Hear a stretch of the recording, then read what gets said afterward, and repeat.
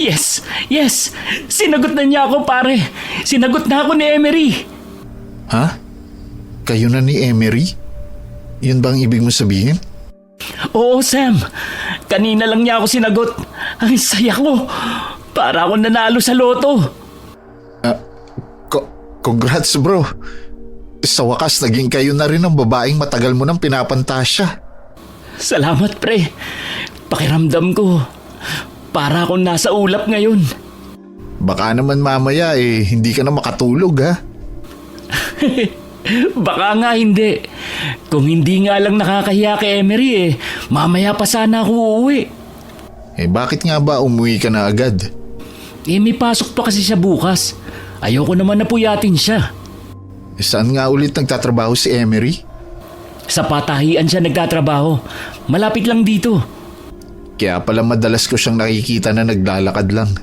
Malapit lang pala trabaho niya dito.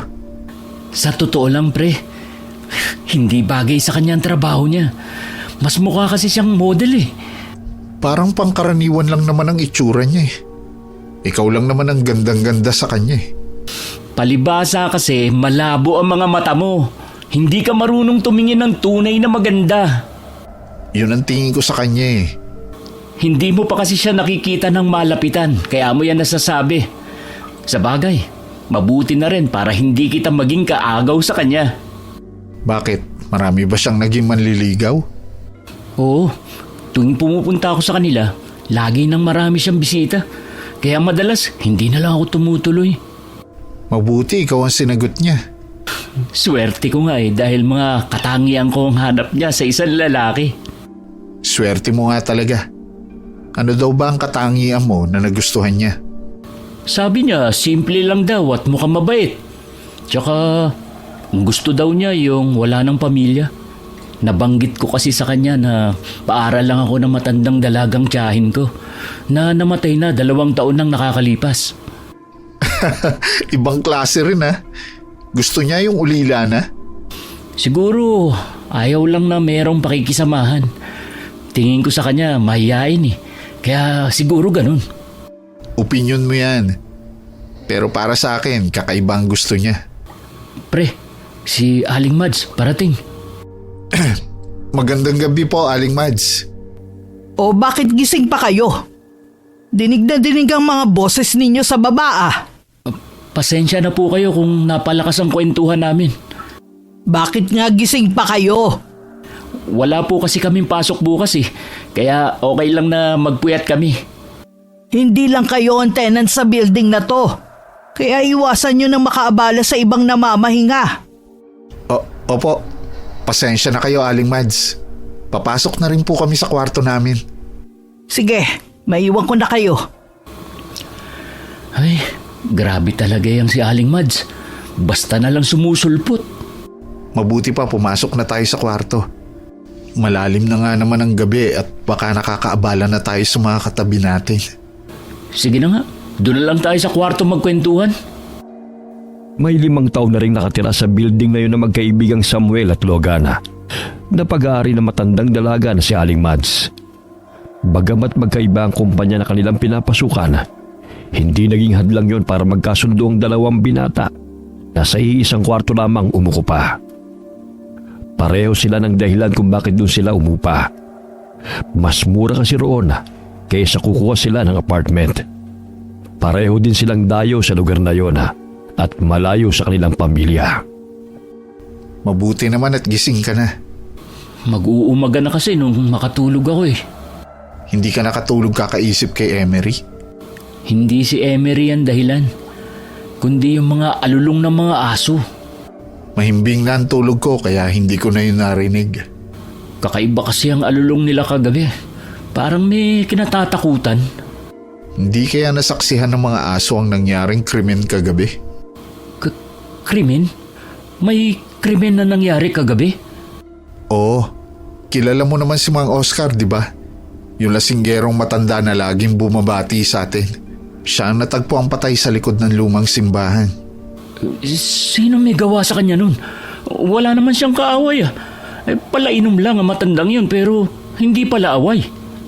Yun nga ang palaisipan sa mga taga rito Kung makikita mo sana yung itsura niya kanina, hindi na halos makilala. Para tuloy gustong bumaliktad ng tiyan ko. Ang hirap paniwalaan na wala na si Mang Oscar. Kaya nga nakakaawa nga yung asawa kanina nahimatay sa pagdadalamhati. Kung sino man ang gumawa nun kay Mang Oscar, sana mas grabe ang mangyari sa kanya. Mayroon pa nga akong narinig na baka daw hindi tao ang may gawa nun kay Mang Oscar. Kung hindi tao, ano ang pwedeng gumawa nun sa matanda? Baka daw kasi aswang. Aswang ka dyan. Tanda mo na, naniniwala ka pa rin sa ganyan. Ang tagal na nating nakatira dito. Ngayon lang may nangyaring ganyang karumal-dumal na pagpatay. Yun na nga matagal na tayo dito. Hindi naman siguro lingid sa'yo na marami na ring dayo sa lugar natin. Hindi natin alam. Baka isa sa kanila ay aswang pala. Bahala ka kung yan paniniwala mo. Basta ako, hindi ako naniniwala. Tingin ko, adik ang gumawa nun. Dapat may curfew dito sa atin para maiwasan ang mga ganyan. Sanay na kasi na gumagala sa gabi si Mang Oscar. Minsan nakakatulog na lang kung saan-saan.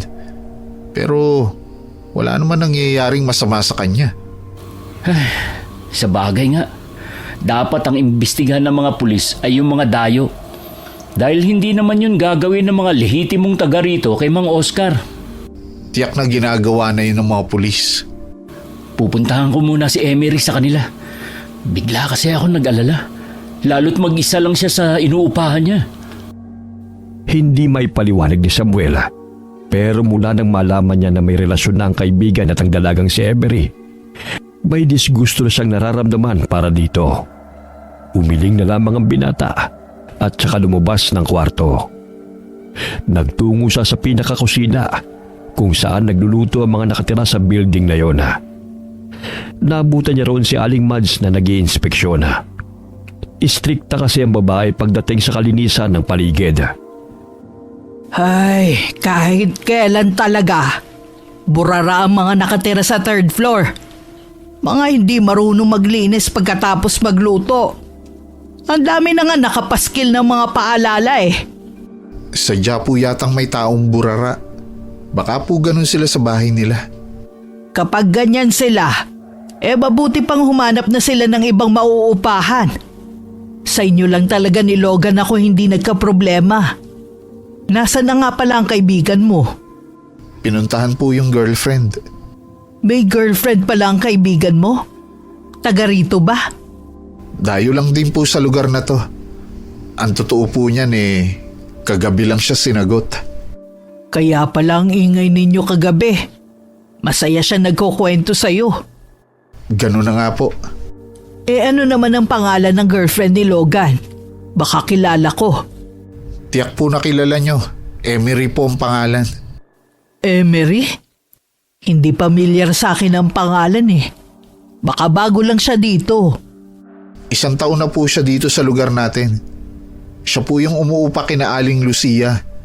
Nagtatrabaho po siya sa may patahian dito malapit sa atin. Oo. Kilala ko nga siya. Emery pala ang pangalan niya. Mahiyain kasi.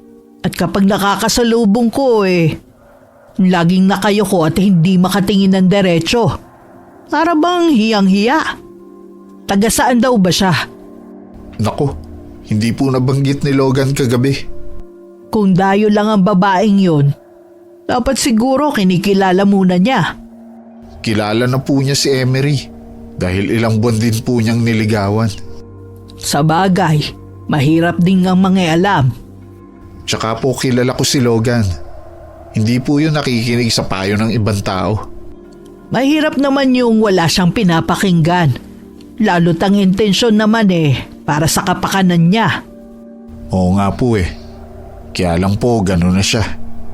Sige, maiwan na muna kita. Pagsasabihan ko pa kasi yung mga umuupa sa third floor. Hindi pwede yung ginagawa nila. Paulit-ulit na lang kasi. Nang maiwan si Samuel, hinarap niya na ang pagluluto. Mas gusto niya kasi magluto ng sariling pagkain kaysa ang bumili sa karinderya. Mas nakakatipid kasi siya at mas malaking naipapadalang pera sa kanila. Kabaliktaran naman ng kaibigang si Logan na tamad magluto at mas gustong bumili na lamang. Nang mga sandaling yun, seryoso naman ang pag-uusap ni Logan at Emery. Pinag-uusapan nila ang tungkol sa nangyari kay Mang Oscar. May narinig pa nga ako na baka raw mabangis na hayop ang gumawa nun kay Mang Oscar. Pwede rin, pero anong klaseng hayop naman kaya? Hindi ko rin alam, Logan eh. Hindi ko tuloy maiwasang matakot. Lalo't gabi na ako nakakauwi. Huwag ka matakot. Susunduin na kita sa trabaho mo at ihahatid sa inyo. Baka naman makaabala ako sa'yo. Minsan kasi gabing-gabi na ako nakakauwi eh. Walang problema yun. Kesa naman sa mag-alala ako sa'yo. Kung ganun eh, ngayon palang nagpapasalamat na ako sa'yo. Hindi mo kailangang magpasalamat sa akin. Obligasyon ko na yun bilang boyfriend mo. Iniisip ko rin kasi na may trabaho ka. Pagod ka rin naman. Maaga naman kasi akong nakakauwi. Kaya dadaanan na lang kita. Kahit maghintay pa ako doon na matagal sa pwesto mo, walang problema. Eh, yung kaibigan mo, hindi ba kayo sabay? Si Samuel ba? Magkaiba kami ng kumpanya. Iba ang oras ng uwian niya. Madalas sa bahay na lang kami nagkikita. Ngayong meron ng susundo sa akin sa gabi. Kahit papano nawala na ang takot ko. Sa susunod na day off ko, pasyal naman tayo ha. Oo ba? Matagal na ako nandito pero hindi ko pa nararanasang makapasyal. Puro lang kasi ko trabaho eh. Pareho pala tayo. Minsan kapag day off ko tinutulog ko na lang. Siya nga pala. Dito ka nalang magtanghalian. Ipagluluto kita. Sige ba? Tutulungan na rin kita. Maghapong magkasama sina Logan at Emery. Ayaw pa sanang umuwi ng binata, pero lumalalim na rin ang gabi. Kahit may sarili siyang susi, ayaw pa rin naman niyang makaabala sa mga nakatira sa mga katabing kwarto. Habang pauwi, napansin ni Logan na mayroong tinatahulan ng mga aso. Nang sundan niya kung saan sila nakaharap, nagulat pa siya nang ang bahay ni Emery ang tinatahulan nila. Tila ba meron silang nakikita na hindi nila gusto. Pagdating sa tinutuluyan, nadatnan niyang nagbabasa ng libro si Samuel. Akala ko hindi ka na uuwi eh. Pwede ba yun? Dito ako nakatira. Nawili lang ako sa pakikipagkwentuhan kay Emery. Taga saan nga pala si Emery? Hindi ko pa pala na itatanong kung taga saan siya. Marami pa naman pagkakataon. Sa susunod ko na lang siya tatanungin.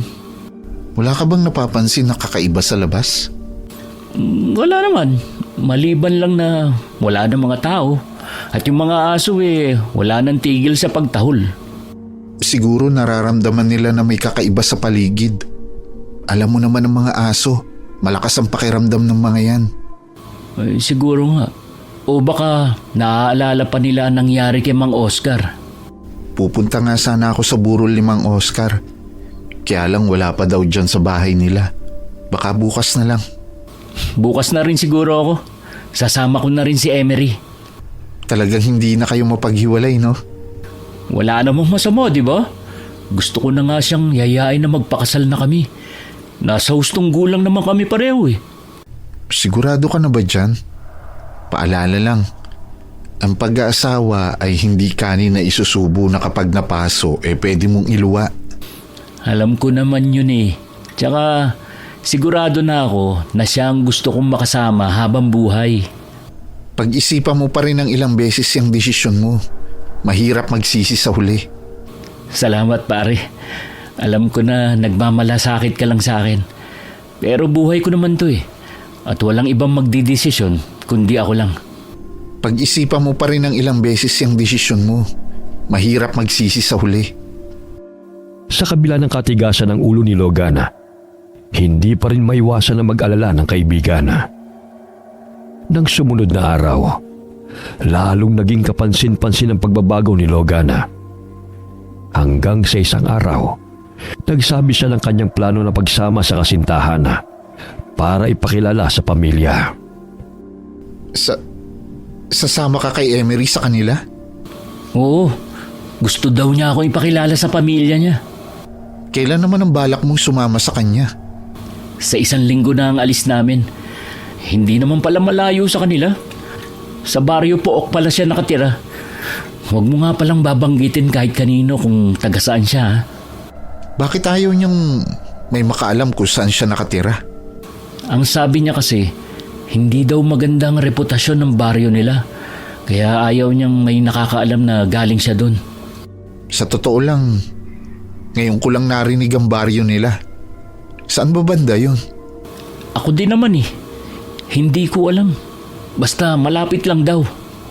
Magtatagal ba kayo sa baryo nila?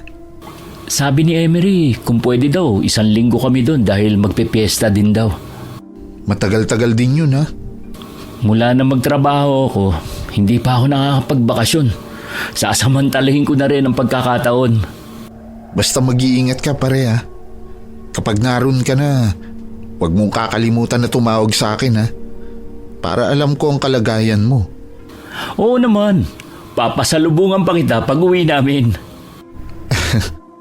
Hindi ko kailangan ng pasalubong mo. Umuwi ka lang ng ligtas ayos na sa akin yun. Ng mga sumunod na araw, sunod-sunod ang patayan na naganap na noon lamang nangyari sa kanilang lugar. Lumakas tuloy ang bulungan na baka nga aswang ang may gawa, lalo't pare-parehong pagpaslang sa mga biktima. Alam mo bang iilan na lang tayong nakatira sa building na to? Umalis na yung iba dahil sa takot. Napakaduwag naman nila. Wala namang gagalaw sa kanila dito sa loob. Ligtas nga dito sa tinitirhan natin. Pero pagdating sa labas, hindi tayo nakakatiyak. Hindi naman lingid sa'yo na gabi nang nakakauwi ang ibang nakatira dito. Ginagawa naman ng lahat ng otoridad para mahanap ang salarin. Wala nga lang talagang lumulutang na testigo. Mas mapapadali sana ang paghahanap sa suspect. May narinig nga ako. Hinahanap daw ang magbabalot. Ha? Bakit? Siya ba ang suspect? Hindi. Pero mukhang alam niya kung sino ang pumapatay. Bakit siya nagtatago? Ayaw niyang makipagtulungan? Natatakot daw. Nag-iwan na lang daw siya ng sulat sa kanyang amo. Oras daw na may masamang nangyari sa kanya, alam na daw kung sino ang may gawa. Walang mangyayari kung matatakot siya. Kung ituturo niya ang salarin, magiging bayani pa siya sa mga taga rito. Hindi ganun kadali yun. Sabi ng amo niya, nung dumating daw yung binatilyo para ibigay ang pinagbentahan ng mga balot, hindi daw niya maipaliwanag ang takot na nakikita niya rito. Huwag mong sabihin na kaya ganun na lang ang takot ng binatilyo dahil aswang ang sinasabi niyang salarin. Ganun na nga. Baka naman gumagawa lang ng kwento yung binatilyo. Kilala daw ng amo ang binatilyo. Tiyak niyang nagsasabi siya ng totoo. Tao man o aswang ang pumapas lang, mag-iingat na lang tayo. Tsaka kapag oras mo na talaga, oras mo na. Hindi na natin mapipigilan pa. Alam ko naman yan. Hindi ko lang din maiwasan na matakot at mag-alala. O paano? Maiwan muna kita. Tsaka na tayo magkwentuhan. Pupuntahan ko lang si Emery sa kanila. Hindi ko pala nabanggit sa'yo. Umalis na siya sa patahian. Kaya pala nung minsan dumaan ako, narinig ko na sabi ng mga kasamahan niya wala na siya dun. Ano daw ang dahilan niya? Wala siyang binigay na dahilan eh. Baka may kinalaman sa pag-uwi namin sa kanila. Pansin ko lang, tila ba konti lang ang nalalaman mo kay Emery? Samantalang ikaw lahat sinabi mo na sa kanya. Ayoko lang kasi na mag-isip ng hindi maganda si Emery kung lagi ako magtatanong sa kanya. Natural lang na magtanong ka ng ilang bagay tungkol sa pagkatao niya. May relasyon na kayo eh. Saka na yan, marami pa naman kaming oras para kilalanin ng isa't isa. Pero Logan, Tsaka na tayo mag-usap ulit ha. Hinihintay na kasi ako ni Emery eh. Kahit binabalot ng takot, nagpatuloy pa rin ang magkaibigan sa araw-araw nilang gawain. Lalo na si Samuela na hindi maaaring tumigil sa pagtatrabaho dahil tumutulong pa siya sa kanyang pamilya. Isang umaga, may gumimbal na naman sa kanilang malagim na balita. Patay na ang binatilyong nagtitinda ng balot na tanging saksi sa tunay na salarin. Pinag-uusapan pa lang natin nung isang araw. Ngayon, patay na ang binatilyo. Hindi nga rin ako makapaniwala. Sino kaya ang pumatay sa kanya? Walang iba kundi ang salarin sa pagpaslang ng mga tao dito sa atin. Baka nalaman na kilala siya kaya pinatahimik na siya. Posible rin. O baka may nakaalitan. Tiyak na magugulat din si Emery sa balita. Nabanggit ko kasi yung pinag-usapan natin eh. Nag-alala nga siya sa binatilyo. Ewan ko lang ha. Pero kahit kailan hindi ko makitaan ang emosyon niyang girlfriend mo. Parang malamig nga siyang makitungo sa mga tao dito. Tapos nag-aalala pa siya sa taong hindi naman niya kaano-ano. Teka nga lang pare, bakit ba napapansin ko na parang inis ka kay Emery? May nagawa ba siyang mali sa'yo? Wala naman. Sadya lang talagang mabigat ang loob ko sa kanya. Para kasing may itinatago eh. Baka naman may gusto ka sa kanya at nagseselos ka na ako ang sinagot niya. Nako, nagkakamali ka. Hindi siya ang tipo kong babae. Pasensya ka na sa sinabi ko. Nadala lang ako. Para na kitang kapatid, Logan. Sa'yo ko mas nag-aalala. Masaya ako na meron kang girlfriend. Pero sana, kilalanin mo pa siya ng maigi. Huwag ka mag-alala. Pag uwi namin sa kanila, mas makikilala ko pa siya at ang pamilya niya. Kaya tigilan mo ng pag-aalala sa akin na para akong batang paslit. Maliban sa mas matanda ako sa'yo, nasa hustong gulang na ako para magdesisyon para sa sarili ko. Mula nang huling magkausap ang magkaibigan, hindi na muling nagkwento si Logan tungkol sa girlfriend. Napansin din ni Samuel na madalas ang pag-uwi ng hating gabi ng kaibigan. Hindi tuloy niya maiwasan na pagsabihing muli ang binata. Baka kasi mapagkamalan ito na sospek sa nangyayaring patayan sa kanilang lugar. Grabe ka naman mag-isip. Alalahanin mo na hindi pa nahuhuli ang salarin. At saka alam mong may curfew. Pero hating gabi ka pa rin umuwi. Malapit lang naman ang pinupuntahan ko. Hindi naman ako lumalayo. Kahit na, iwasan mo na lang umuwi ng hating gabi. Hindi ka nga mahuli ng mga nagpapatrolya. Baka ikaw naman ang sunod na babiktima. Huwag kang mag-alala, nag-iingat naman ako eh. Ang mga taong napaslang, ang ilan sa kanila maingat din. Pero tingnan mo naman ang nangyari sa kanila. Sa bagay nga, tama ka rin. Kung alam mong late ka nang makakauwi, sana doon ka na lang sa bahay ni Emery matulog. Nakakahiya naman eh. Hindi na lang ako magpapaabot ng hating gabi. Sa totoo lang, sa mga aso ko kinakabahan eh. Yung tahol kasi nila, parang may nakikita sila na hindi ko nakikita. Baka babala na rin sa'yo ng mga aso yun. Kaya sana makinig ka sa akin. Baka nga, may intindihan naman siguro ni Emery kung hindi ako magtatagal masyado sa bahay niya. Kung talagang nagmamalasakit siya sa'yo, maiintindihan ka niya. Oo naman, mahal na mahal din ako ni Emery. Hindi pa ba sapat na isasama niya ako sa kanila? Isa pa yan. Hindi ba masyado pang maaga para ipakilala ka niya sa mga magulang niya? Mas okay nga ito eh, kaysa maghintay pa ng ilang taon. Alam mo, maghanap ka na rin kasi ng maliligawan mo para hindi kami napapansin mo. Kulang ka lang ata sa lambing eh, kaya lagi kang masungit. Alam mo naman na may obligasyon pa ako sa pamilya ko. Hindi ko pwedeng unahin yung pag-ibig. Pwede mo naman yung pagsabayin, kaysa naman mapag-iwanan ka. Tsaka na yan, makakapaghintay naman yan eh. Kung talagang merong nakatadhana sa akin, darating siya sa tamang panahon. Nagkibit-balikat na lamang si Logan sa naging tugon ng kaibigan. Sa kabila ng panganib sa labas tuwing gabi, hindi pa rin mapigilan ng binata na dumalaw sa bahay ng kasintahan. Pero sa pagkakataong yun, nagsabi na siya kagad na hindi na magpapaabot ng gabi. Siya nga pala, hindi na ako pwedeng magpagabi ng husto. Nag-aalala kasi si Samuel kapag umuwi ako ng hating gabi. Baka daw kung mapano ako. Ibang klase rin ang kaibigan mo, no? Ang swerte mo sa pagkakaroon ng kaibigan na tulad niya. May malasakit sa'yo. Mabait nga yung si Samuel. Mukha lang siyang suplado at parang pasanlagi ang daigdig dahil na rin sa nakapasan na obligasyon sa balikat niya.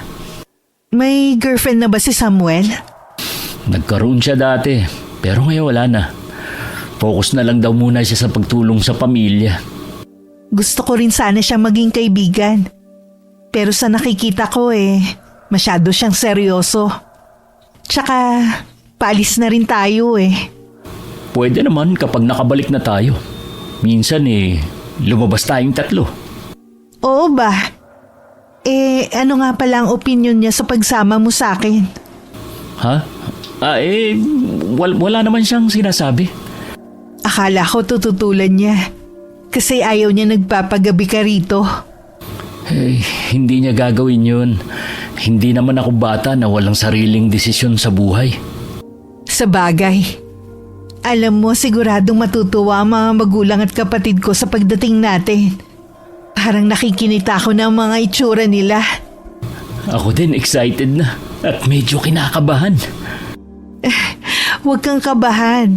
Kasama mo naman ako Siguradong mag-e-enjoy ka doon. Dumating ang araw ng pag-alis ni Logana. Mula noon hindi na mapakali si Samuela. Pakiramdam niya kasi, dapat hindi niya pinayagan ng kaibigan na sumama sa nobya nito. Pero sino naman siya para pigilin ng binata sa pasya nito? Baka mamaya yun pa ang maging dahilan ng pag-aaway nila. Bakit ba napapansin ko mula nang umalis ang kaibigan mo Lagi ka nang tulala. Hindi ko po kasi maiwasan na mag-alala.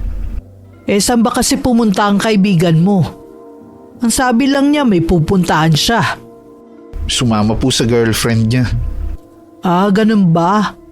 1 linggo nga daw siyang mawawala, totoo ba? Opo, magpipiesta daw po kasi sa lugar nila Emery. Saan bang probinsya nung Emery? Malapit lang po pala dito sa atin. Sa Baryo Pook daw po. Ano ka mo, iho? Baryo Pook? Tama bang narinig ko? Opo, namumutla po kayo. May problema po ba? Diyos ko, bakit hindi mo sinabi sa akin na dun pupunta ang kaibigan mo? Ano po bang meron sa baryo na yon? Ang baryo na yon matagal ng panahong kinalimutan dahil pinamumugaran yun ng mga aswang. Aswang? Kung ganun, totoo pala talaga sila? Oo naman. Malaki nga ang paniniwala ng mga taga rito na aswang ang pumatay kay Mang Oscar. Dangan lang tikom ang bibig ng mga taga rito. Nangangamba kasi sila na baka narito lang ang aswang na pumatay sa pobreng matanda. Kung taga ron si Emery, posibleng siya ang salarin. Ano pong gagawin natin? Baka napahamak na si Logan. 2 araw na siyang wala. Posibleng naging hapunan na siya ng mga taga ron. Kaya po siguro hindi siya tumatawag sa akin. Yun po kasi ang billing ko sa kanya Ang malas naman ng kaibigan mo sa pagbili ng babaeng magugustuhan. Kaya po siguro mabigat ang loob ko sa babaeng yun. Sabi na nga ba meron siyang tinatago Sana sinunod mo ang kutob mo. Madalas naman kasing tama yan Gusto mang pagsisihan ni Samuel ang pambabaliwala sa nararamdaman na. Huli na ang lahat.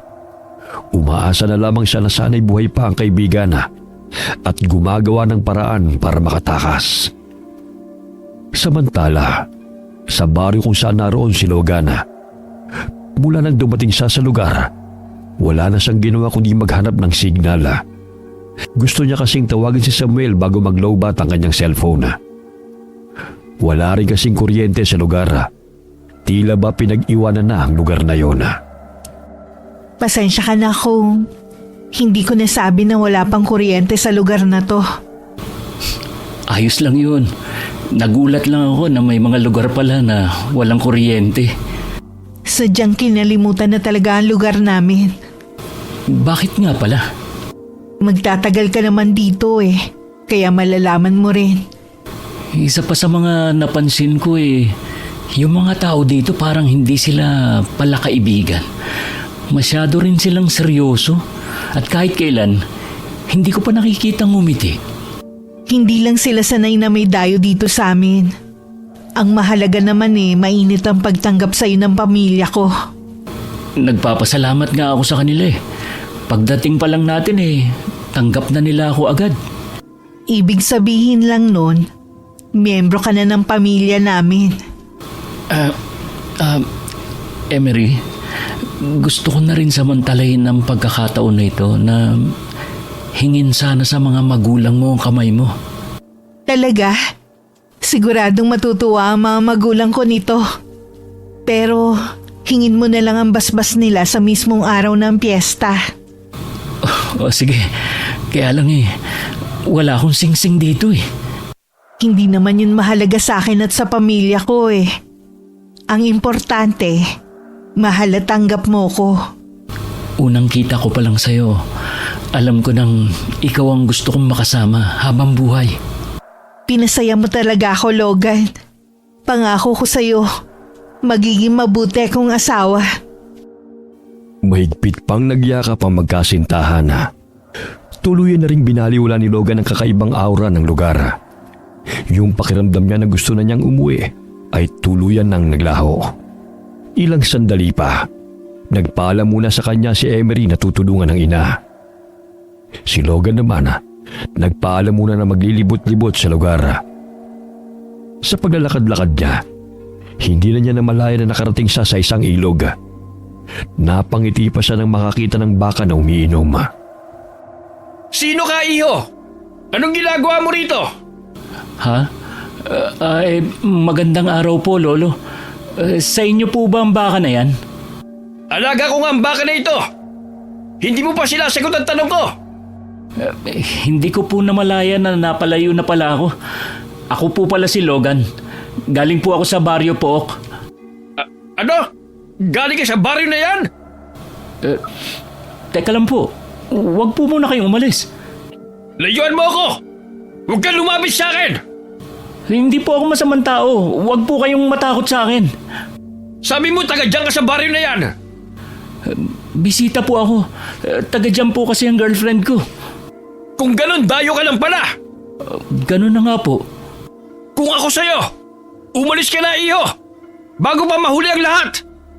Isang malaking pagkakamali na sumama ka sa girlfriend mo! Ano pong ibig niyong sabihin, Lolo? May mga paparating!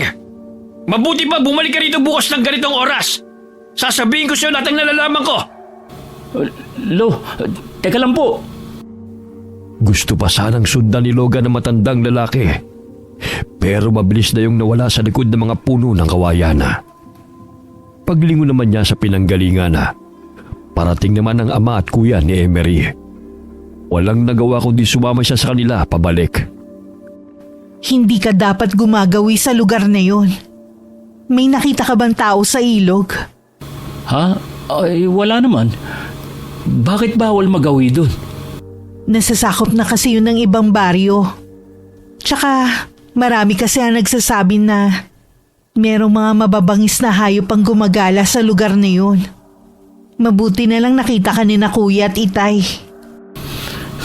Pasensya ka na. Hindi ko alam eh. Naghahanap kasi ako ng signal ng cellphone ko. Sabi ko nga sa'yo, mahirap ang signal dito. Bakit ba kasi kailangan mo pang tawagan ng kaibigan mo? Nangako kasi ako sa kanya na tatawagan ko siya. Para malaman niyang ayos lang ako dito. Para namang walang tiwala ang kaibigan mo sa akin at sa pamilya ko. Akala yata niya hindi ka na makakauwi ng buhay. Hindi naman sa walang tiwala. Hindi kasi sanay yun na umaalis ako ng matagal. Higit pa kasi sa magkaibigan ng turingan namin. Para na rin kami magkapatid. Kung sa bagay, sabi mo nga, 5 taon na kayong magkaibigan. Kapag hindi ko pa rin siya natawagan, pag uwi na lang natin ako magpapaliwanag sa kanya. Oo nga pala. Mamaya meron darating na bisita ang mga magulang ko. Kahit anong ingay, wag mo na lang pansinin, ha? Kaya ba maraming kawa ako nakita kanina? Marami yata kayong lulutuin? Oo, ganun kasi dito kapag may dumarating na bisita. Kita mo nga nung unang dating mo, pinaghanda ka rin nila. Oo nga eh. Yun ang unang beses na merong naghanda para sa pagdating ko. O paano, maiwan muna kita ha? Babalik na lang ako mamaya. Dito lang ako sa kubo. Susubukan ko na lang na tawagan si Samuel. Hindi ka talaga susuko ha? Sige, ikaw ang bahala. Maiwan na muna kita. Totoo nga yata ang kasabihan kapag nagmahal. Lahat kayang gawin at pagtiisan para sa minamahal. Baka kapag nalaman ni Samuel ang itsura ng lugar na ito, pagtawanan niya ako. Ay, matawagan na nga lang siya. Naikot na ata ni Logan ang buong kubo at labas. Pero talagang walang signal na masagap ang cellphone niya. Hanggang napatingala na lang siya sa puno sa kanyang harapan. Isang ideya ang bigla niyang naisip gawin. Walang pag-aatubili na inakit niya ang puno. Hinihingal na siya bago pa man siya makaakyat sa taas. Naupo muna siya sandali at kinalma ang sarili. Pagtingin niya sa cellphone niya, meron na yung signal. Napasundok na lamang siya sa ere sa tuwa. Agad na rin niyang tinawagan ng kaibigan. Ilang ring pa bago may sumagot. Salamat naman at nakontak na kita, pre. Pasensya ka na, wala kasing signal dito eh. Nasaan ka ngayon? Kasama mo ba si Emery? Nandito ako ngayon sa taas ng puno. Sabi ko nga, wala signal dito at wala ring kuryente. Makinig ka sa akin. Umalis ka na dyan. Tumakas ka na. Huwag ka lang magpapahalata sa kanila, lalo na kay Emery. Ano bang pinagsasabi mo dyan? Alam ko nag-aalala ka sa akin, pero parang OA naman yata yung mga sinasabi mo. Logan, hindi sila tao. Nanganganib ang buhay mo. Mga aswang ang mga nakatira dyan. Hindi magandang biro yan, Samuel. Lalo na kung tungkol kay Emery. Maniwala ka sa akin. Hindi ko gagawin biro to. Umalis ka na habang may pagkakataon pa. Sige nga, ano ang ebidensya mo na totoo lahat ng yan? Huwag ka nga manira. Hindi ako naninira lang. Kung gusto mo, kausapin mo si Aling Mads. Hello, Logan. Iho, makinig ka sa amin. Delikado ang buhay mo dyan. Mga aswang ang mga nakatira sa lugar na yan. Yan ang baryo na kinalimutan na dahil hindi mga tao ang nakatira dyan.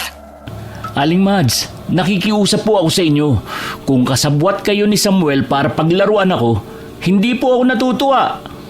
Kilala mo ko. Kahit kailan hindi ko ugali ang magbiro.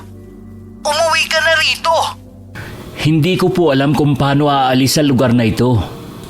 Nakatulog po kasi ako habang nasa biyahe. Diyos ko po, Logan. Bakit kasi sumama ka sa babaeng yan eh? Hindi mo pa naman siya lubusang kilala eh. Totoo po ba ang mga sinabi niyo? Oo, iho. Kung ganun, dito na ako mamamatay. Huwag ka mawalan ng pag-asa. Manalig ka lang na makakalabas ka ng buhay sa lugar na yan. Kailangan mo magpakatatag. Walang ibang tutulong sa'yo kundi ang sarili mo. Bakit ba nangyayari sa akin to? Huwag ka magpapahalatang may nalalaman ka na. Kailangan mo makisama sa kanila. Kung yun lang ang paraan para mabuhay ka. Hello? Pare? Kahit anong mangyari, huwag ka susuko. Hello? Hello, Samuel? Ay, leche. Namatay na. Anong gagawin ko? Kalma lang, Logan. Tama sila, Aling Mads. Walang ibang tutulong sa'yo kundi ang sarili mo lang. Samantala, napatitig na lamang sa screen ng cellphone si Samuel nang mawala sa kabilang linya ang kaibigan. Nanlulumo na napaupo na lamang ang binata habang umiiyak naman si Aling Mads. Ngayong napatunayan po nating buhay si Logan, humingi po tayo ng tulong. Walang magkakalakas na loob para puntahan ang lugar na yun, iho. Umasa na lang tayo na makakagawa ng paraan si Logan na makaalis sa baryo na yun. Hindi po kaya balak na ihanda si Logan sa piyesta nila? Posible din, iho. Wala po ba talaga tayong magagawa, Aling Mads? Teka, meron akong kakilala. Meron ako nakakatandang pinsan na nakakaalam sa lugar na yun. Huwag na po tayong mag-aksaya ng oras. Puntahan na po natin yung sinasabi niyong pinsan niyo. Sige iho, bukas na bukas din pupuntahan natin si Kuya Arlo. Salamat po, Aling Mads. Mas lalo ko pong napatunayan na hindi lang mahalaga sa inyo ang pagkita ng pera mula sa amin. Totoong nagmamalasakit po kayo sa amin. Dito kayo nangungupahan sa akin. Natural na pananagutan ko kayo. Hindi ko kayo pwedeng pabayaan. Sana po maging ligtas si Logan hanggang mahanap natin siya. Huwag tayong mawalan ng pag-asa, iho. Magtiwala lang tayo sa pinakamakapangyarihan sa lahat. Nang mga sandaling yun tulala pa rin si Logan sa taas ng puno. Hindi pa rin makapaniwala ng binabalik-balikan sa isip ang naging pag-uusap nilang tatlo. Bahagya pa siyang napapitlag nang marinig ang pagtawag ni Emery. Nagmamadali naman siyang bumaba. Handa na ang hapunan. Gusto mo na bang kumain? Ha? Medyo masama kasi ang pakiramdam ko. Pwede bang dito na tayo kumain? Okay ka pa naman kanina. Oo nga ewan ko ba. Parang biglang sumama ang pakiramdam ko para akong lalagnatin. Kapag nagkatrangkaso pa naman ako ang tagal. Hihingi na lang ako kay inay ng halamang gamot. Marami sila sa kubo ng itay. Emery, kailangan na siguro nating umuwi. Bumalik na lang tayo kapag bumuti na ang pakiramdam ko. Hindi kasi tumatalabang halamang gamot sa akin Pero Logan, ilang araw na lang piyesta na. Hindi papayag si Itay na bigla na lang tayong aalis. Baka kasi lumala ang sakit ko. Wala ka bang malasakit sa akin? Siyempre nag-aalala ko sa'yo. Kaya nga tatawagin ko ang inay para gamutin ka. Kung ayaw mo pang umalis, ihatid mo na lang ako sa sakayan. Ako na lang mag-isang uuwi. Sige, bukas na bukas din uuwi na tayo. Magpapaalam lang ako sa mga magulang ko. Bakit hindi pa ngayon? Maaga pa naman. Bakit ba gustong gusto mo na makaalis sa lugar namin? Ano ang tunay mong dahilan? Masama lang talaga ang pakiramdam ko. Nararamdaman ko na hindi ka nagsasabi ng totoo. Bakit naman ako magsisinungaling? Hindi ko alam. Bigla ka na lang kasi nagbago. Kanina maayos pa tayo nag-uusap. Nagkausap ba kayo ni Samuel? Hindi. Paano kami magkakausap kung walang signal sa lugar na ito? Ang mabuti pa dito ka lang sa kubo. Dadalhan na lang kita ng pagkain mo. Emery, sandali lang. Yung bilin ko nga pala. Huwag mong kakalimutan ha. Halos kalahating oras din bago bumalik si Emery. May dala siyang pagkain pero hindi yun sinuluyapan ni Logan. Nawala na rin kasi siya ng ganang kumain dahil sa samot-saring iniisip. Kain ka na. Hindi ka pwedeng magutom kung masama ang pakiramdam mo. Pasensya na. Wala talaga akong ganang kumain. Pilitin mo pa rin. May dala rin akong halamang gamot para sa'yo. Ayos lang ako.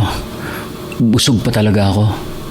Pilitin mong kumain para hindi ka manghina sa oras na umalis ka rito. Aalis na ba tayo bukas? Nasabi mo na sa kanila? Hindi pa pero gagawa ako ng paraan. Salamat, Emery. At naiintindihan mo ko. Nagtataka lang ako kung bakit bigla ka nagbago. Hindi naman Ako pa rin naman to. Huwag ka na magkaila pa. May alam ka na. Hindi ko lang alam kung paano mo natuklasan. Emery, nakikiusap ako sa'yo. Tulungan mo akong makaalis dito. Kung gusto mo pang mabuhay, huwag kang tatakas. Malakas ang pang-amoy ng mga taga rito. Hindi ka makakalayo. Ano bang balak niyo sa akin? Depende sa magiging desisyon ng pamilya ko. Kung matutuklasan nilang may nalalaman ka na, baka hindi ka na umabot sa piyesta. Kaya ba natuwa ka noon nung nalaman mong wala na akong pamilya? Dahil alam mong kapag nawala ako, walang maghahanap sa akin. Oo. Ang totoo pa niyan, ang kaibigan mo talaga ang puntirya ko. Kaya lang masyado siyang mailap. Para ban laging nagdududa ang tingin niya sa akin. Hindi mo talaga maiisahan yun. Malakas ang pakiramdam ni Samuel. Siguro kung nakinig lang ako sa kanya noon, wala ako sa kalagayan ko ngayon. Magsisi ka man, huli na. Sundin mo na lang ako para hindi mapadali ang buhay mo. Lahat ng sasabihin mo gagawin ko. Makaalis lang ako sa lugar na ito. Hindi na naitago ng binatang takot na nararamdaman na kahit sa harapan ni Emery.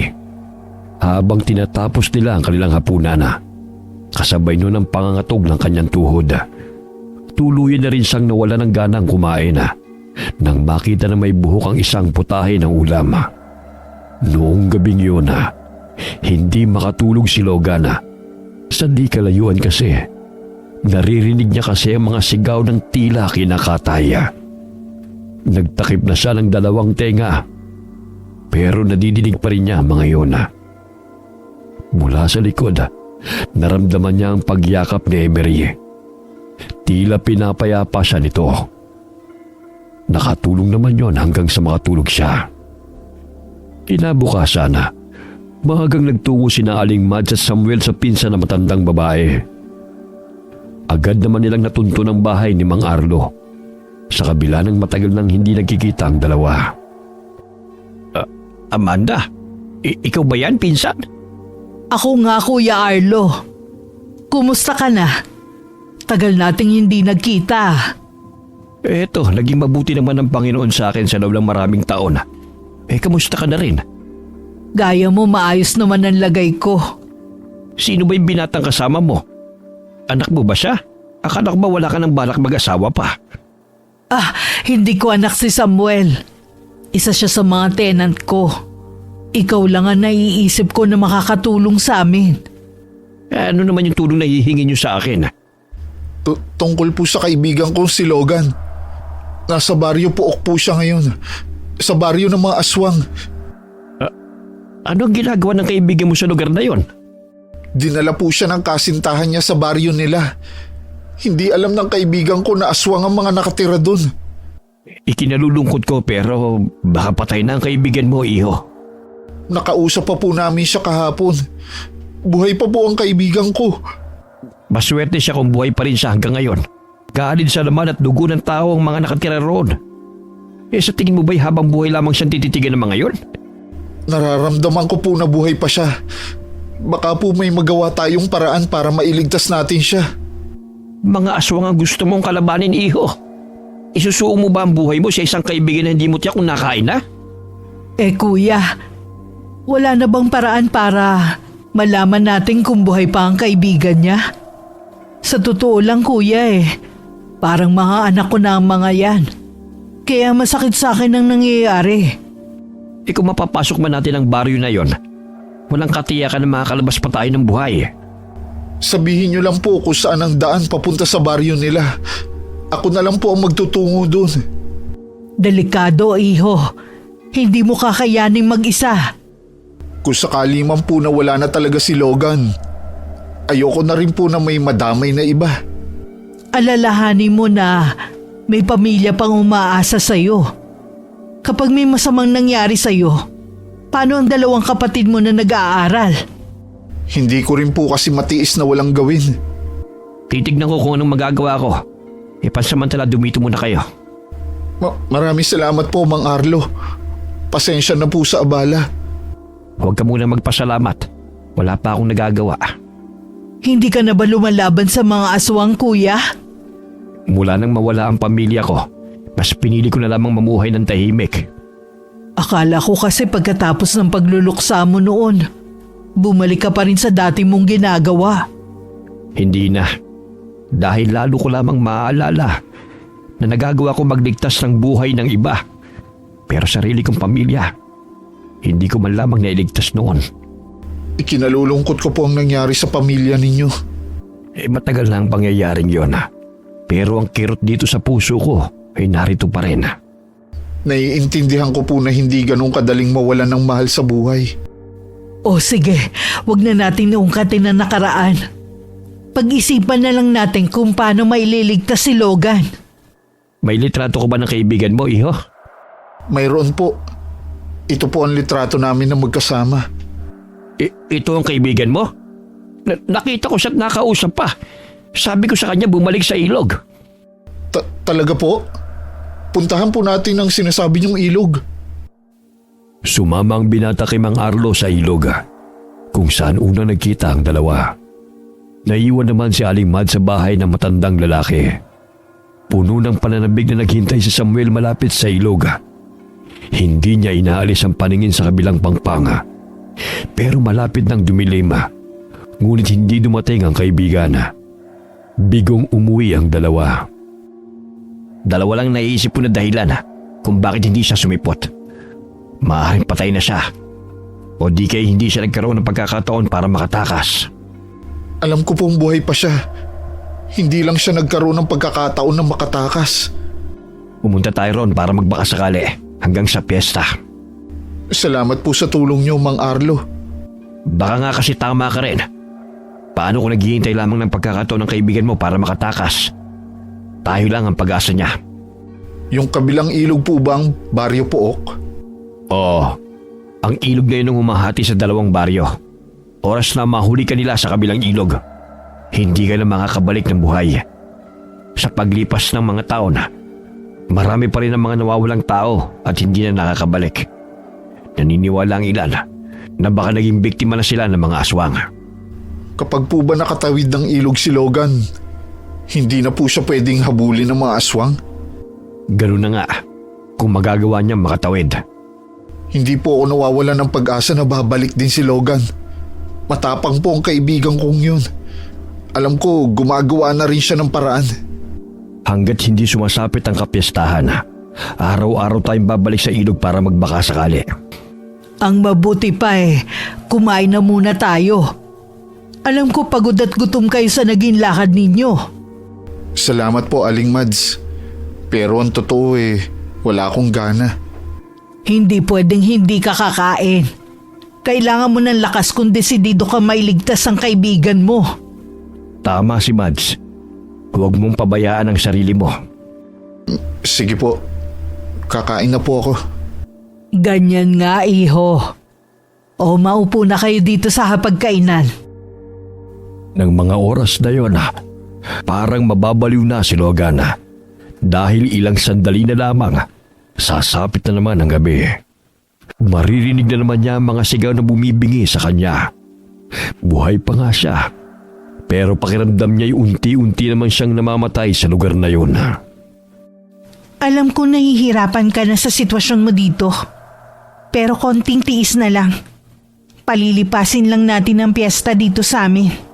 Bakit kasi kailangan pa nating hintayin ng piyesta? Akala mo ba hindi ko alam ang plano nyo? Pumayag na ang mga magulang ko na hindi ka ihanda sa piyesta.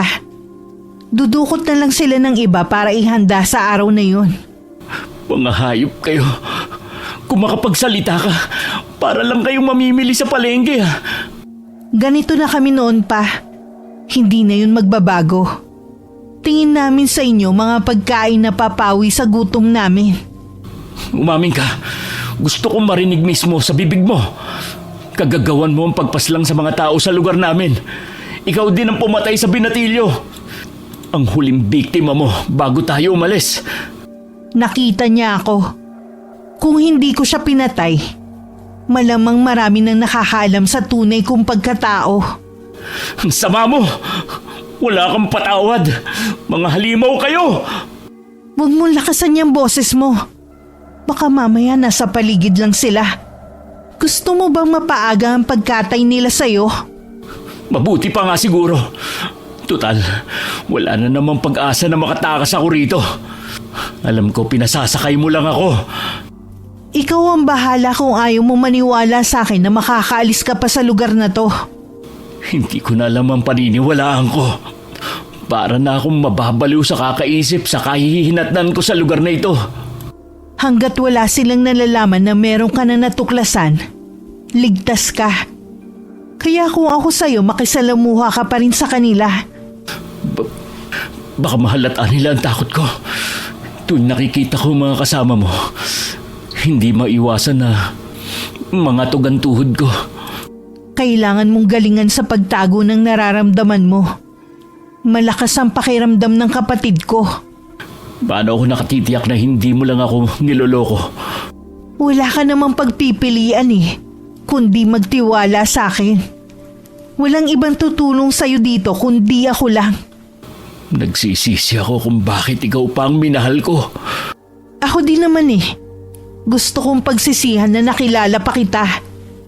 Dahil sa'yo, kailangan ko suwayin ng mga magulang at mga kauri ko. Kahit nakakaramdam ng takot, mas nangibabaw pa rin kay Logan ang kuryosidad na malaman ang mga ginagawa ng mga taga roon. Kahit mahigpit ang bilin ni Emery, lumabas pa rin siya ng kubo. Sinundan lang niya ang ingay na nadidinig niya. Sa likod ng mga kubo, nakita niya ang pagtitipon ng mga taga roon. Mula sa pinagkukublihan, nakita niya ang pagtadtad nila ng mga karne. Nang matitigan niyang nasa mahabang lamesa, isang singhap ang lumabas sa bibig niya. Bigla naman silang tumigil sa ginagawa at tila pinakiramdaman ang paligid. Bago pa nila matuklasan ang presensya ng binata, may humila na sa kanya palayo sa lugar na yon. Ang tigas ng ulo mo. Diba sabi ko sa'yo huwag kang aalis sa kubong to? Emery, nakita ko yung nasa mahabang mesa. Mga tao yun. Alam ko. Hindi ka dapat nagpunta dun. Alam mo ba naghihinala na sa'yo ang kapatid ko?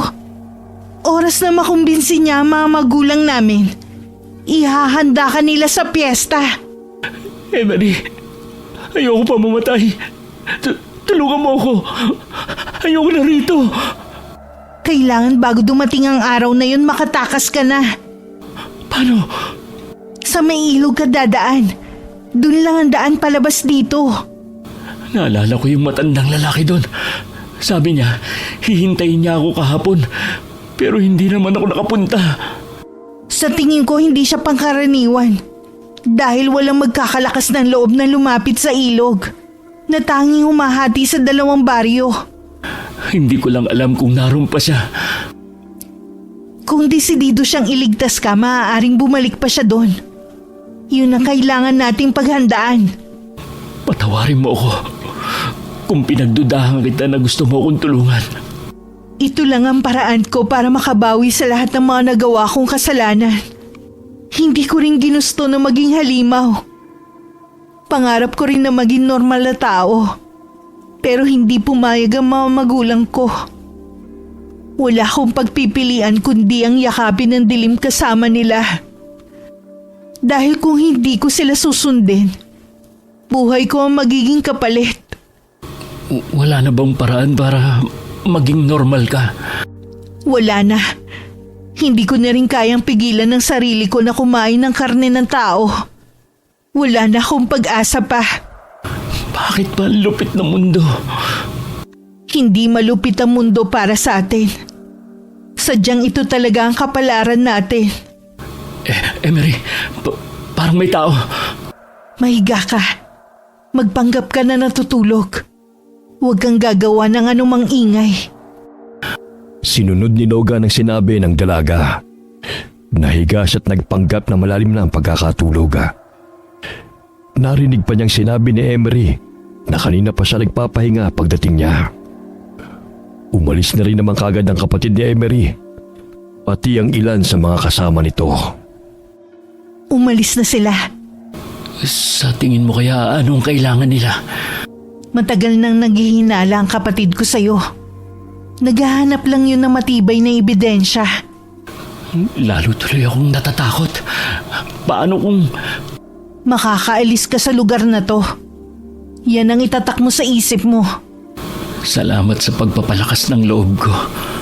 Patawarin mo ko kung bakit nalagay ka sa ganitong sitwasyon. Sumama ka na lang sa akin. Magkasama tayong tumakas. Hindi maaari. kapag nakaalis ka dito, hindi na ulit ako susunod sa kagustuhan nila. Hindi ko nahahayaang may mapahamak pa ng dahil sa akin. Hindi kita makakalimutan, Emery. Ako rin. Sa susunod makikinig ka na sa kaibigan mo. Huwag mo nang paiiralin ang katigasan ng ulo mo.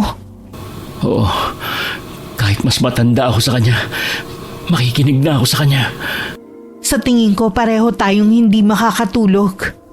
Hintayin na lang natin ang pagsikat ng araw para maisagawa ang plano. Tingin ko, nakabantay na lang ang ilan sa mga kasama ng kapatid mo sa akin.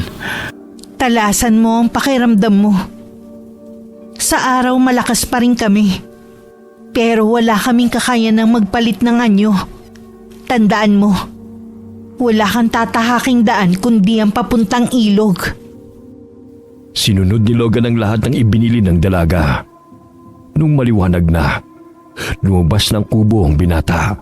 Napansin niya kagad ang mga taga roon na tila nagbabantay sa kanya. Kahit sa taas ng puno, may nakita siyang mga kalalakihan. Tulungan mo ako magbilad ng mga karne, Logan. Gagamitin kasi yun ng inay sa piyesta. Sige, nasaan ang mga karne? Nasa bahay ng inay. Doon na lang natin kunin. Dinala ko na pala ang cellphone ko. Bakit kailangan mo pandalihin?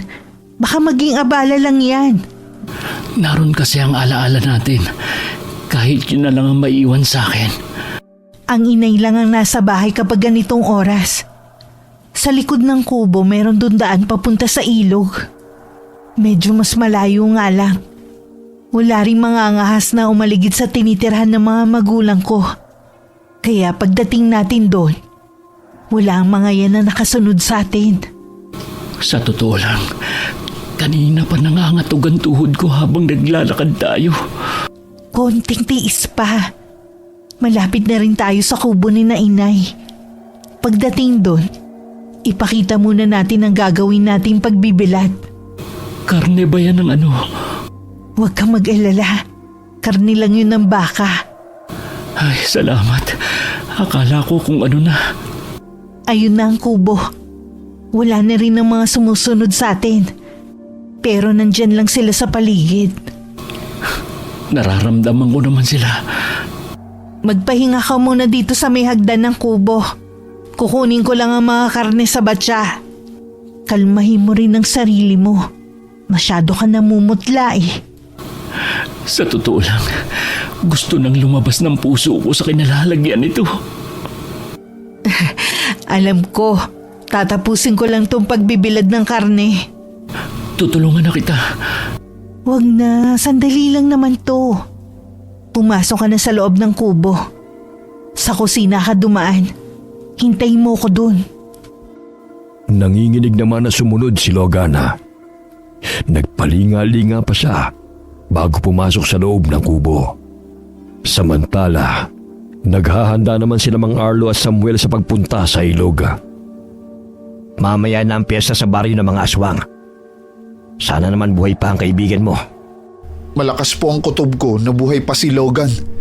Naghihintay lang po siya ng pagkakataon. Isukbit mo yung itak sa bewang mo. Hindi maaaring pumunta ka ron ng walang armas. Kung sakali na mapalaban tayo sa mga aswang, huwag kang mag-aatubili na gamitin yan. Sana sa pagbabalik ninyo kasama na ninyo si Logan. Ipagdadasal ko ang kaligtasan nyo. Salamat po, Aling Mads. Kapag may araw naman, malakas pa rin naman sila. Pero wala silang kakayanan na magpalit ng anyo. Sana maisip yun ng kaibigan mo at samantalhin na tumakas. Matalino po si Logan. Maiisip niya po yun. Huwag lang siyang pangunahan ng takot. Halika na, iho. Aalis na po kami, Aling Mads. Mag-iingat kayo ha. Patnubayan nawa kayo ng may kapal.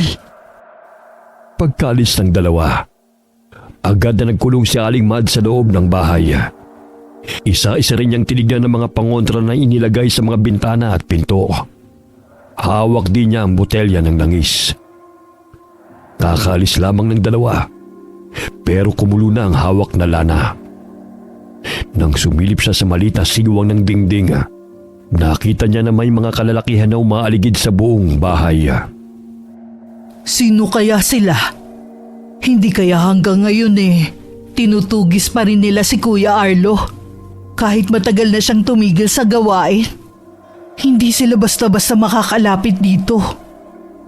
Hindi nagtagal, umalis na rin ang mga kalalakihan. Noon lamang din nakahinga si Aling Mads na napaantada pa. Samantala, malayo pa lamang sa ilog, kakaiba na ang nararamdaman ni Mang Arlo. Naaamoy niya kasi sa di kalayuan ng masangsang na amoy ng mga aswang. Pumwesto sila sa mataas na lugar at sa likod ng malaking katawan ng puno. Kitang-kita nila ang mga kalalakihan at tila ba nagpapatrolya sa lugar. Sino po kaya sila? Sila ang mga residente ng Baryo Pok. Kung ganun, mga aswang sila. Ngayon lamang nangyari na binabantayan nila ang ilog. Hindi po kaya meron silang binabantayan para hindi makatakas? Maaari din. Gusto ko sana makalapit kaya lang tiyak na mapapansin nila tayo. Sana magpakita na si Logan. Sana buhay pa siya. Talasan mong paningin mo. Baka nga kaibigan mong binabantayan nila. Aalis din ang mga yan, lalo na kapag matining na ang sikat ng araw. Kung ganyan lang po sila karami, sa tingin ko po kaya na natin sila. Huwag kang papalin lang sa nakikita mo. Marami sila. Ang iba'y nagtatago lamang. Kahit mga bata't kababaihan ay kayang maging mabangi sa pag-atake. Ganun po ba? Wala po kasi akong ideya sa mga nilalang na yan. Naririnig ko lang sila dati. Sino mag-aakala na darating ang panahon na makakaharap ko sila? Nakakatakot man ang pagkakakilala mo sa kanila. May kahinaan din sila. Tingnan nyo, umaalis sila. Dito ka lang. Lalapit lamang ako. Huwag kang aalis dito, ha? Bago pa makatugon ang binata, mabilis nang nakaalis si Mang Arlo.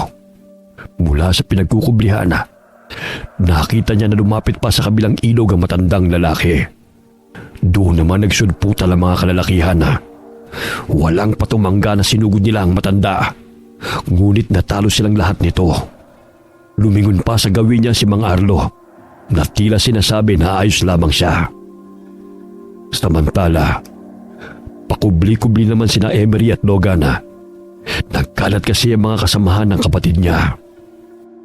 Kung magtatagal pa tayo, malalaman ng kapatid ko na tumakas na tayo. Mas lalo tayong mahihirapan na makaalis. Wala pang ibang daan. Ito lang ang daan na ligtas kang makakarating sa ilog. Labanan na lang kaya natin sila. Kahit meron akong dugong aswang, hindi ko silang magagawang kalabanin. Lalo ka na. Yun lang ang naiisip ko. Sumunod ka sa akin. Subukan nating dumaan dito. Naririnig ko na ang lagaslas ng ilog. Malapit na lang ang ilog dito. Kapag nahuli nila tayo, tumakas ka na. Ako nang bahalang pumigil sa kanila. Emery, hindi na ba talaga magbabago ang pasya mo? Kahit sumama pa ako sa'yo, wala akong kinabukasan sa labas ng baryo namin. Magiging salot lang ako sa mga inosenteng tao. Hindi ko lang kasi maatim na maiiwan ka dito. Tama lang na maiwan ako rito. Huwag mo sanang sayangin ang lahat ng hirap natin. Parang hindi ko kayang iwan ka. Lakasan mo ang loob mo. Kapag nakaalis ka na, gusto kong kalimutan mo na ang lugar na to. Magbagong buhay ka, kasama ng bagong babaeng mamahalin mo. Sige na, bilisan na natin. Pinahid naman ni Logan ang luhang laglanda sa kanyang pisngi habang nakasunod sa dalaga. Lumalakas naman ang agos ng tubig na kanilang naririnig. Kung kailan malapit na sila, tsaka naman nagsudputan ang mga kalalakihan. Hinarap sila ni Emery habang sinabihan niyang tumakas na ang binata. Nag-aalangan man, sinunod pa rin siya ni Logan. Hindi alam ng binata kung gaano nakatagal siyang tumatakbo nang maramdaman na merong humablot sa kanya. Sumunod ka sa akin. Dito tayo dumaan. Teka lang, kilala ko po kayo. Kayo yung matandang lalaki na may dalang baka. Ako nga, Logan. Natutuwa ako na makita kang buhay. Paano niyo po nalaman ang pangalan ko? Hinahanap ka ng kaibigan mo. Si Samuel? Nandito siya? Nandun siya sa kabilang ilog. Hinihintay niya tayo. Pasalamat ka sa kaibigan mo. Malakas ang paniniwala niya na buhay ka pa. Salamat po sa pagliligtas niyo sa akin. Bilisan mo! Malapit na tayo makatawid. Konti na lang, nasa kabila na tayo. Logan! Si Emery, hawak siya ng kapatid niya. Kailangan ko siyang tulungan. Nasisiraan ka na ba ng bait? Nakatakas ka na sa kanila. Oras na bumalik ka. Hindi ka na makakabalik ng buhay. Bitiwan niyo po ako. Iniligtas ako ni Emery. Hindi ko siya maaaring iwan. Kung ginawa niya yon, ibig lang sabihin nun, gusto niya na makaligtas ka. Umalis ka na! Iligtas mo na ang sarili mo! Emery! Hindi! Emery! Kapatid mo siya! Paano mo nagawa yun? Halos magwala ang binata sa maigpit na pagkakahawak ni Mang Arlo sa kanya. Tila kasi tinangay ng hangin ang kanina'y nararamdaman na takot sa nasaksihan na ginawa kay Emery ng kapatid. Binalian kasi ng leeg ng lalaki ang kasintahan. Hindi na rin nagdalawang isip na lumapit si Samuel sa dalawa at hinila ang kaibigan palayo sa lugar. Salamat pare sa pagliligtas niyo sa akin. Hindi ko akalain na pupuntahan mo pa talaga ako. Hindi kita maaaring pabayaan. Magpasalamat ka rin kay Aling Mads kasi siyang nakakakilala kay Mang Arlo. Nasaan nga pala si Aling Mads? Nasa bahay ko siya. Naghihintay sa pagbabalik natin. Utang ko sa inyo at kay Emery ang buhay ko. Tinulungan ka rin ba ni Emery na makatakas? Ginawa niya ang lahat para mabuhay ako sa lugar na yon. Prinotektahan niya ako laban sa kapatid niya. Kinukumbinsi ko siyang sumama pero ayaw niya. Mabuti naman. Sa huling sandali pinili niya na maging mabuti. Alam ko na minahal niya ako. Kaya pinili niya akong iligtas. Mabuti naman. Sa huling sandali pinili niya na maging mabuti. Alam ko na minahal niya ako. Kaya pinili niya akong iligtas. Dahil sa babae, muntik ka na maging kwento. Para tuloy takot na akong magtiwala sa mga babae. Lalo na kapag dayo. Kapag nakauwi na tayo, ikukwento ko sa iyo naging karanasan ko sa baryo ng mga aswang. Sabik na akong marinig ang kwento mong yan. Bilisan yung dalawa. Nandito na tayo sa bahay. Mabilis nang sumunod ang magkaibigan sa malalaking hakbang ni Mang Arlo. Pagkapasok sa bahay, mangiyak-ngiyak na sinalubong sila ni Aling Mads at niyakap. Salamat naman at ligtas kayo nakauwi rito. Salamat po sa inyo. Utang ko po sa inyong lahat ang pangalawa kong buhay. Sa susunod makikinig ka na sa amin, ha? Opo, hindi na po magiging matigas ang ulo ko para hindi na ako mapahamak. Tiyak po na may malaking aral na kay Logan ang nangyari sa kanya. Marami po talaga akong natutunan sa nangyari sa akin. Una na doon, pahalagahan ng mga taong nasa paligid ko. Oo nga pala, Kuya Arlo. Kanina may mga kalalakihang pumunta rito. Palagay ko mga aswang sila. Wala kasing tigil sa pagkulo ang hawak kong lana. Hanggang ngayon pala, hindi pa rin nila ako tinitigilan. Gusto pa nilang gumanti sa akin. Kung gusto mo talaga ng tahimik na buhay, umalis ka na sa lugar na to. Sumama ka na pabalik sa lugar namin. Oo nga po, Mang Arlo. Mag-isa na lang naman kayo sa buhay. Ganon din si Aling Mads. Huwag ka na magdalawang isip pa. Kailangan ka rin namin. Bihira na sa panahon ngayon ng may kakayanan sa paglaban sa mga aswang. Sige na nga. Siguro nga mas makakabuti para sa akin ang lumayo. Para makalimutan ko na rin ang nangyari sa pamilya ko. Dahil marami pang kailangang gawin si Mang Arlo, nagpalipas muna sila ng isang gabi sa bahay niya. Nang gabing yun, hindi sila pinatulog ng mga nilalang ng dilim. Nakilala kasi ng isa sa mga residente ng Pook si Mang Arlo. Para makaganti, inatake nila ang bahay ng matanda. Ngunit hindi naman sila makapasok dahil sa mga pangontrang nakapaligid sa buong bahay. Mag-uumaga na nang umalis sa mga yun. Hinintay lamang nila na sumikat ang araw bago nila nilisan ang lugar. Tinitingnan mo na naman ang mga litrato ninyo ni Emery. Ito na lang kasi ang naiwan niyang alaala sa akin. 6 na buwan na mula nung mangyari yon. Dapat kinakalimutan mo na siya. Kahit lumipas pa ang mga taon, hindi ko siya makakalimutan. Naiintindihan ko. Pero hindi niya gusto na magmukmuk ka na lang habang buhay. Gusto niya na magkaroon ka ng sarili mong pamilya. Hindi pa siguro ngayon. Baka sa tamang panahon. Mahahanap mo rin ang babaeng para sa'yo. Sa ngayon, focus ka muna sa trabaho mo. Meron pala akong sasabihin sa'yo. Ano yun? Magbabakasyon ako sa amin. Baka gusto mo sumama para makilala mo ang pamilya ko. Madalas kitang ikwento sa kanila na para na rin akong nagkaroon ng kapatid dito. Sige ba? Gusto ko ring makarating sa inyo para maiba naman ang paligid ko. Ay, sobra talaga akong nanghihinayang sa amin ni Emery. Huwag mo nang titigan ang litrato nyo. Ang mabuti pa, tara na kina Aling Mads. Baka kanina pa niya tayo hinihintay. Di ba birthday niya? Oo nga no. Munti ko na makalimutan. Bit-bit ang kani-kanilang regalo. Sabay nang lumabas sa silid ang magkaibigan. Pagdating sa bahay ni Aling Mads, naabutan nila ang ilang bisita roon. Lumapit ang 2 binata sa matandang babae at saka bumati.